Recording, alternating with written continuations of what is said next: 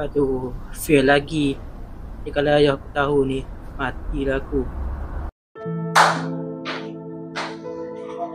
Cikgu, boleh tak cikgu tolong saya? Kamu ni ada apa? Saya nak cikgu naikkan markah saya, cikgu. Boleh tak? Kenapa? Saya gagal, cikgu. Kalau family saya tahu ni, mati saya, cikgu. Oh, fail je.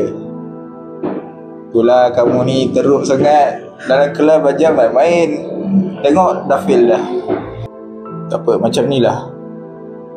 Saya boleh naikkan markah kamu.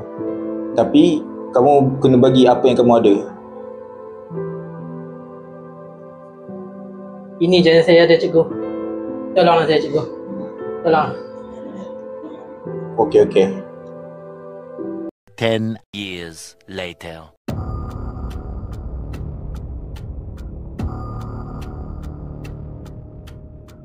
Uish, aku dapat teleprojek kerajaan ni. Banyak juga Dr. Cita. Ni kalau aku ambil sikit pun, kau perasan pun. Boleh lah. Kebetulan aku ada kawan. Boleh tak tolong dia? Tuan.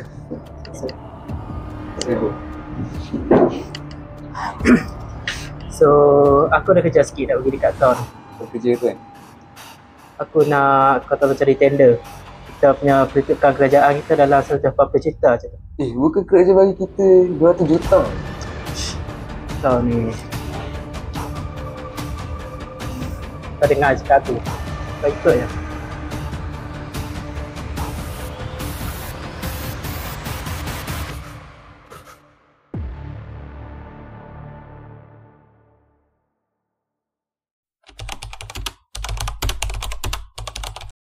Rasuah berpadah. Jangan biasakan tangan menerima yang haram, kerana setiap aksi yang kotor akan disoal di akhirat. Sebab kata pepatah, tangan yang terbiasa menyuap ketika kecil nanti akan rakus merata harta yang bukan miliknya. Rasuah bukan budaya kita.